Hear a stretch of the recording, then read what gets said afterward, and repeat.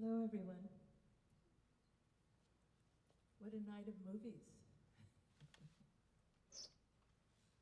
I'm happy you're, I'm happy you're here. I'm happy for the ones that came in late.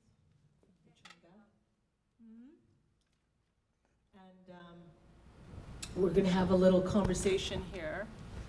And then we're going to go out to the front, and I'd love to take some interviews. Just like really quickly what you thought of the films tonight, and the impact it had on you and the importance of showing Native cinema.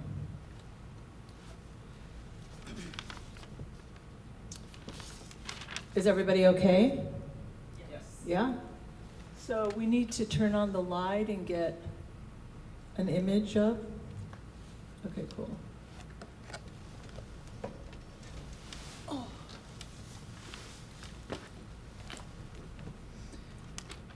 Well, I want to introduce our guest, and I also want to let everyone know that came in later that we invited Val Kilmer, but he has to conserve his energy because he's in remission of cancer, but he has a throat thing where he can't speak, so. But sends his regards, and also we invited the director, Michael Apted, and he also sends his regards, and we invited the cinematographer, Roger Deakins, who just won an Oscar this year for 1917. Very nice. Yeah, and we invited Robert De Niro, who is executive producer. We also invited Jane Rosenthal, executive producer, and John Fuscos, who wrote this. John Fuscos went and lived on Pine Ridge for many, many years and learned how to speak Lakota, and before he even began writing this script. I was up for this role, as was Joanne Shenandoah. A bunch of us were up for it, and I'm glad Sheila got the role. And I want to acknowledge and honor Sam Shepard, Fred Ward, Ted Tinelk, Julius Drum, Buddy Redbow, and John Trudell. There's so many more that are on the list that have passed on. And so this film is very important. It's personal to me on many levels because of it's a true story about Anamia Gouache, so that in itself is a personal story to me, and also, yeah. I'd like to introduce, I'm going to change the subject, introduce Jodi Wilson. And Jodi Wilson grew up thinking everyone spoke to spirits and had vivid memories of their ancestors. She also grew up being told, "Be glad you don't look like an Indian," learning tradition from her Choctaw grandma and scientific theory from her, I don't know that word, missile designer father has taught her the importance of doing her own research and not allowing other people to think for you. She has worked in public schools and museums for over 25 years, representing well-documented alternatives to the colonizers' narrative of the original free nations of Turtle Island. Can we welcome Jodi Wilson? Thank you. So Jodi came up with this concept of Ask an Indian, and I'll let her share it. And then our other friend, Paige Newcomb, who's here, they both presented this to us last month when we had our Native Women in Film. And I think it's a great intro to having the conversation series, Ask an Indian. So Jodi, would you like to expand? Sure. Thank you very much, Joanelle, first off, for inviting me here, and I'd like to recognize the Tongva, the original people of this area.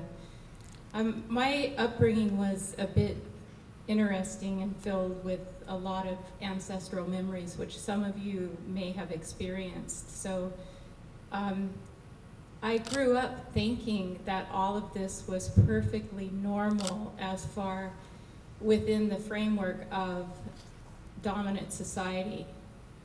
When I got a little bit older, I started realizing that I needed to keep my mouth shut because it didn't make sense. So I started teaching in public school. I actually married my professor in college who was on the state task force for Indian education. And we came up with an idea that in order to educate people about Native people, we needed to speak to the people that were not aware that we still existed. So I started doing a great deal of research. I started conducting surveys and asking people who were not Indian what they thought. And out of that came the idea of Ask an Indian, where people that were not Indian, non-Native people, could come and, in a safe environment, ask questions that they had about Indian culture. And I'm not talking about the, how did somebody put it one time? They had a roommate who had a girlfriend whose grandmother was a Cherokee princess, so they knew about Indian culture. That's not the type of Indian culture that I'm talking about. I'm talking about what it's like to live as a Native person. And for me, I've heard some pretty horrible things because of the way I look, and for a long time I did hide the fact that I was Native. And I don't know if it's more hurtful to hear those things. Now I'm embarrassed that I didn't speak up. And I decided to do my own research to find out where this started. And one of the things that I have been involved with is research on the doctrine of Christian discovery. That's how I came to be involved with Steve, our friend Steve. So we have talked about this for a long time, this Ask an Indian concept, and basically that's what it is. People that have done their own research, people that are Native, people that understand what it's like to be in a dominant society who don't even know that you still exist. And we wanted to create something that was safe, open, and we also are fully aware, I'm fully aware, and I'm sure Joanelle is too, that we speak for ourselves as Native women, but we don't speak for everyone. We have to be careful who represents us, and for that reason I like to think for myself, do my own research, and try and be as honest as I can within my own experience. So thank you very much.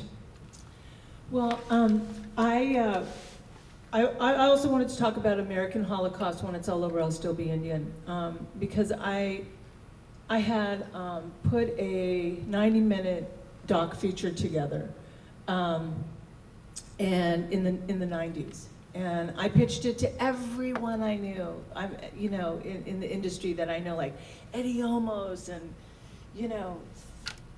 Steven Spielberg. I mean, just so many people I pitched it to, and at that time, documentaries were not in. So at that time, there was only one 90-minute feature that was out, and that was Muhammad Ali's film.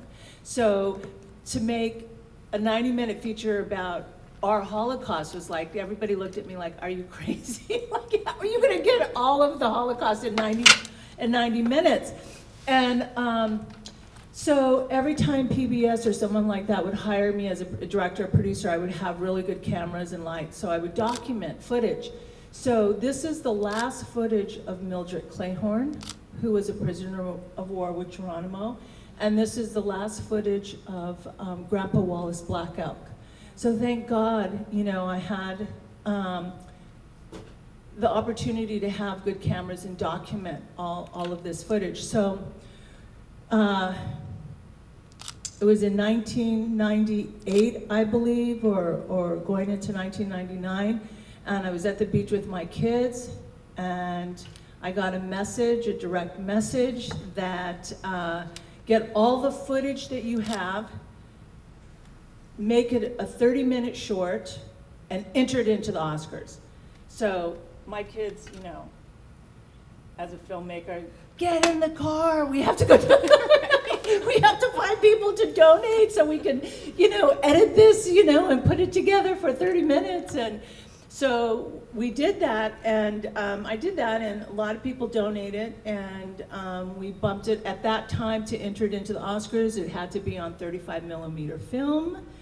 It had to screen in a theater. There was, you know, and that's all extremely costly, but we did it. We did it. Super cool. And we entered it into the Oscars, and that year was 2000. 22 shorts were entered into the short branch. 9 were shortlisted. We were part of the 9 that was shortlisted, and then 5 were nominated. And I think, you know, when you're watching it, or when I look back at it now, it's very sacred to me, but if you notice, there's no like, because we didn't have the money, there's no like, you know, when you hear the horses and the clapping of the, you know, of the horse running, Right. the hoofs, there's none of that in there. Like, talking heads and music at the end. But I wanted to make it, and I wanted to leave it as my legacy as a Native woman and a grandma and mother and filmmaker and a curator, because there's so many issues about who's to say who's Indian or not, and who is allowed to be at the drum, and who's allowed to do ceremony. And I have more Indian blood than you, or you have your full-blooded son. And it goes on and on and on. So that's the main foundation why I made the film. So at least there's something left on this earth, on film, which is the most powerful, because it's so powerful to see our image and hear our voice and see our people and hear our languages on film. It's the most powerful medium. And so I just felt, you know, what was 20 years ago? Yeah, it's hard to believe. 20, It's so, yeah. it's so relevant still. Yeah, still. Yeah. We're still doing it, we're still talking about it. Absolutely. Oh, apologies. Yeah. So I just wanted to let you all know that are here that that's one of the main reasons why I made the film, because I'm not here to play God, so I can't tell you if you're Indian or not. But you know in your heart and in your soul and your spirit if you are. And if you have just the tiniest little bit of blood, I recognize you. You know, I do recognize you and own it. It's really interesting, we were talking about this earlier, you know, the truth that's in the film is so necessary and so relevant, and I wish that it was in every public school class. Oh, And there's a lot of schools that It- run it, but it's really, in my opinion, very necessary. And necessary for non-Native people, but also for Native people. And I really appreciate what you said about the blood quantum. I've never had an Indian person ask me that. I've had lots of non-Indian people tell me that I don't look Indian. I've never had an Indian person tell me I don't look Indian. It's really interesting. I've had several non-Indian people tell me that I don't know what I'm talking about because I have blonde hair. And I never realized that truth was based on a hair color. That made no sense to me. So I think what's really important, like Joanelle did with this film, is while we cannot take personal responsibility, any of us in this day and age, for things that have happened in the past, we can certainly and we should take responsibility for the lack of accurate information. And the way that we do that, there's several ways. Joanelle made a film, which is brilliant and beautiful. Paige and I, my girlfriend, we jokingly say 2 blondes teach history, and we will try our best to present accurate information. I was working for a museum in San Diego and teaching contact studies. This was very interesting because the program was funded by the Catholic Church and Spain, and they wanted me to teach a program for school kids about contact studies. I was told that I could not mention genocide, I could not mention slavery, I could not mention conquest, I could not mention religion. So I focused on language. And it was really amazing because the kids would come in, and we have thousands of kids coming through this. The kids would come in, I would introduce myself in the language of the Kumeyaay, Ipai, which is in San Diego, the Kumeyaay territory, then Spanish, then English. And in doing that, the kids, I would ask them, okay, you all heard English, what's the Spanish? Most of, okay, what did I say first? And the kids would stop, and eventually someone would go, is it Indian? Like, yes, it's Indian, that's right. So we would talk about the idea of Native culture, and we would talk about how the leader of the Native people, the Kachan, would often be the poorest person in the village. And I would ask the kids, why do you think that is? Why do you think they are the poorest person? And every single class out of these thousands of kids that came through, one of the kids would say, because they made sure that everybody else had enough before they had extra. So kids get it, and this I think is a fundamental difference. We were brought up in my household being told that if you have more than you need, that's exactly what you have. And where we have a community that's based upon non-material wealth and power, it's very difficult to identify with a colonization power, the dominant system, that's really considerably different. And I think it's also difficult for people that have had genocide committed against them. And if you don't know what genocide is, Raphael Lemkin was the man that coined the term.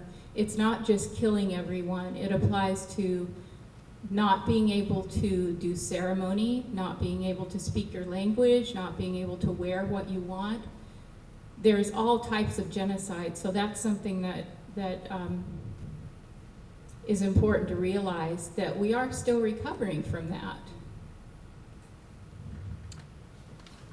So are there any questions? Because we're gonna take it out to the front. Yeah, When's your next documentary? that's a good question. I You am did a at, good job this morning. thank you. One of my relatives was Congressman Edward R. Roybal, and so I am slated to do his documentary, and but right now there's a big push, and I found a director, this young woman who's so brilliant, and she is doing my life story. She's doing the sizzle reel. So we'll be having that out in about, it's supposed to be released mid-April. We're working on it now. And I have some other ideas that I want to do, but I want to go into feature films, and I'm doing a TV series, and that's what we're pitching right now. But Which is, how long did it take you to do the first documentary? Like, from interviews, how long did that take you? well, it's interesting because I wrote the 90-minute script, right? We wrote it in the mid, like 1994, and I started documenting footage from 1996 to about 1997, 8. And all that time I just kept shelving it until that day at the beach when I realized nobody's gonna give me the money. One, I'm a woman. One, I'm a woman filmmaker. I'm Native. It's a heavy topic, right? I mean, this is the only film to date that addresses the American Indian and the Jewish Holocaust. So when I was growing up, I always heard that Hitler learned what he did, by watching, what America did to its indigenous people. So being Native and Sephardic Jew, like I wanted to cross those two. I wanted to make a film about that. The similarities, the differences, all of that. And so that's why Ed Asner narrates it. It's the only film that has ever been made that addresses those two Holocausts. And I had to go to the Wiesenthal Center because as a responsible filmmaker, I had to find, is that like just, gossip, myth, or is it just, Research. I have to do my research, like, is it fact? I have to, the justice thing in me, like I have to go find. So I went and I studied with Paul Hamburg at the Wiesenthal Center for months. And it is in Hitler's diaries. It is a blueprint that he used. It is a fact. And so the Sephardic Jewish women, not Sephardic, what do you call the traditional? Orthodox. The Orthodox elders, the women, they said, we want to have a meeting with you. I don't know why this went off. There it is. I don't know why this went off. We want to have a meeting with you. Is that one on? I think so, try it. Is it on? Yeah. So we want to have a meeting with you. And they brought me in this room at the Wiesenthal Center, and it was really intense, and I'm such a big crybaby, and I cried the whole time. But I had my other sisters with me, and they were like tougher. And, and they said, you can't use the word Holocaust, and how dare you use the word Holocaust, and I was like, oh, my heart. I said, look, until you all come up with a better name to describe what happened to us, I'll change it. I'll change the title. I don't have a problem with that. And none of them. I don't want to use genocide. I don't want to use it because Holocaust means consumed in fire. It's the burning. It's all of that. So the guns are fire. Our ghost dance when they came with those guns. That's fire.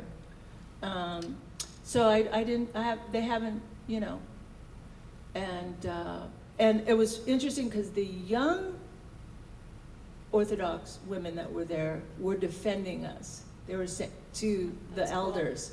It was pretty interesting. And we also went to Wiesenthal in Santa Fe, the Temple Beth Shalom, where Nahum Ward, Rabbi Nahum Ward, had a talking circle. And we had a stick, and everyone went around in the room, and they all said, you can't use the word Holocaust. And I told them the same thing. And then Rabbi Nahum Ward is one of the most respected rabbis. And he said, I totally support and endorse Joanelle using the word Holocaust. And it is supported by the Jewish community. And then, That's great. yeah, it was this film. It took me. It's still, I can't sometimes watch it. Like I didn't watch it tonight because it's just very heavy. It's a heartfelt, heavy, deep subject. And so nicely done. Thank you. It's inspiring Oh. to be real. Oh, thank you. I'm curious. Maybe I what- should make another documentary. I'm curious what each of you think are the goals of the Indian community in the near future, and what the challenges are in accomplishing those goals, or Yeah. maybe just even in your own personal. I Okay, you. I think I gotta Oh. trade the mic. So try to get these That's a- people up. That's a really good question, and that's something that Steve and I talk about quite a bit, Okay. which is one of the things that we would like to see is accurate information and have that something that's not a taboo subject to talk about. One of the things that happened with the Jewish Holocaust is there's museums, there's movies, there's all sorts of things about Hitler, because Hitler lost. We are living still under this domination, dehumanization system. And while we may not be able to do anything about it, we can sure learn to recognize it and point it out when it happens. So we may not be able to stop it, but we can certainly call people on it. The artwork, the sexualization of Native women, we can look at things like that and say, you know, this is not right. And that's what we would like to see, is for people to recognize this system. When people say, well, you know, our system, I don't believe it's our system. I believe it's their system. Our system was never like that.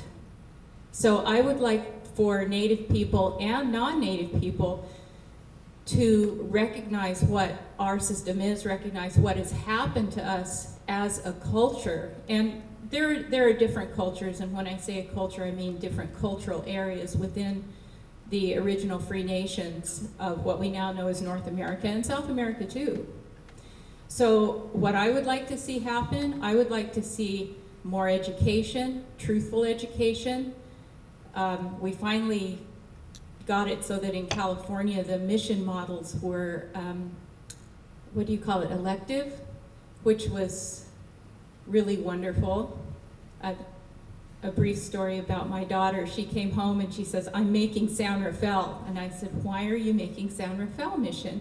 She said, it's the only mission that was ever used as a lunatic asylum, and that's as much sense as this makes. This is my kid who grew up with me and her father, who was a lot like Steve. So when you start with young kids get it. I think one of the things that's most important is that we don't take, like I said, a tone of blame or an attitude of being condescending. I think that ultimately we are, for lack of a better word, stuck with each other. We need to get along, and we need to be respected, but we need to be recognized before we have that respect. I would like to add to this, because I've been doing this publicly for a year now. Because we, like you said, we need to call it. So part of this Holocaust and who's Indian and who's not, there's a city council member by the name of Mitchell Farrow who runs District 13, Hollywood. And for the last 2 years, well, actually 4 years, he has been inviting people to City Hall to tell people that I'm not Native and to not support Red Nation Film Festival. So that I'm calling out. That's one person Give this. I am calling out, because he represents the city council. My relative, Edward R. Roybal, was the first Native Latino to sit on city council. He opened that door for all of us. So he's representing our Native people in the city of LA, but yet because I feel what we do is powerful, and we're in our 25th anniversary, and it's political, you know, and today, all of a sudden it's cool to be Indian. So, Yay. yay, and yeah. So, but you know what, it's not my first time at the rodeo, and I've seen them come and go, but I wanted to say that because of your question, because we need to call it out, and we need to state the truth, because we could keep it behind closed doors. I'm not.